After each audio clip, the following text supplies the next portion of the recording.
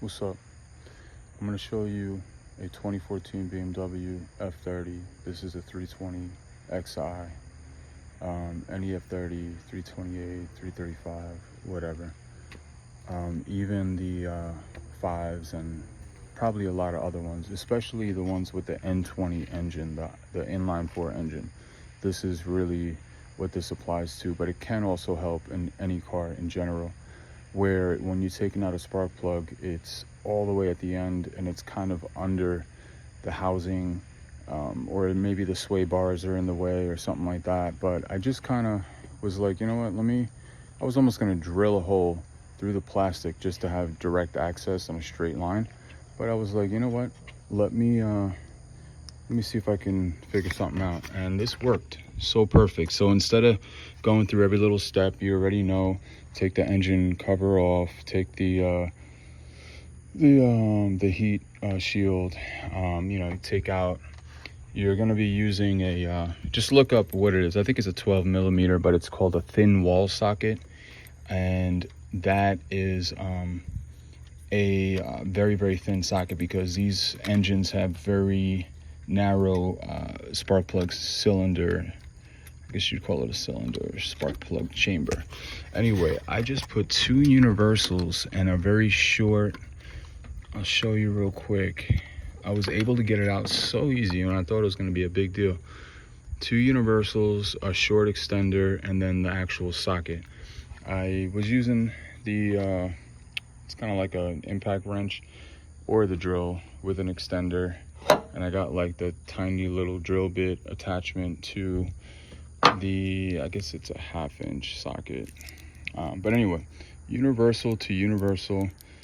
I got right down in there, man, and just used a drill.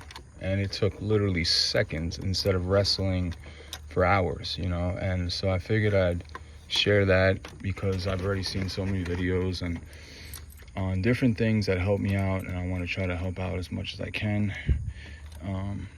It doesn't necessarily help out when the engine's hot, but I'm gonna just kind of hand tighten the new one and then give my own human torque measurement, tightening specifications the way I usually do it, and everything usually works. Once you do this a lot, then you'll have like an idea of how much to torque. Anyway, yeah, I took out the first 3. It was so easy. If you have the right socket, do not even try to use any socket but a thin wall. You can literally damage it inside of the chambers where the spark plugs are at. And I actually ground down a socket. Like, let me see if I have an example. I had a socket. Oh, and then the other thing, this is a kind of like called a star socket.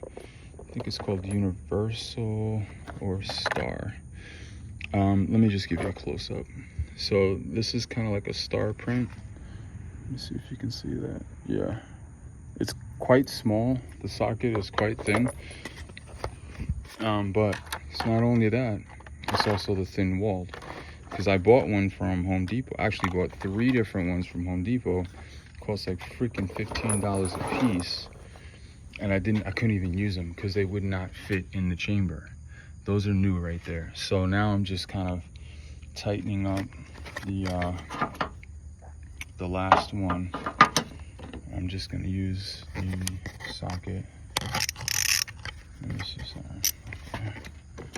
I'm just gonna kind of get the tip in it, like she said, and let me get just enough to catch, just enough to make a baby. Hold on a second, there we go. And now I'm kind of just tightening. Now I feel it tight, and I'm just gonna give it a little extra. I wouldn't even say a quarter turn, just enough to where it feels like I'm almost doing it too hard, or right before I feel like I'm almost doing it too hard. And that's pretty much it for spark plugs. You can torque it to an exact, but I usually just do it by hand. Never had an issue. A lot of people are like, oh, it's a BMW. Oh my God, BMW.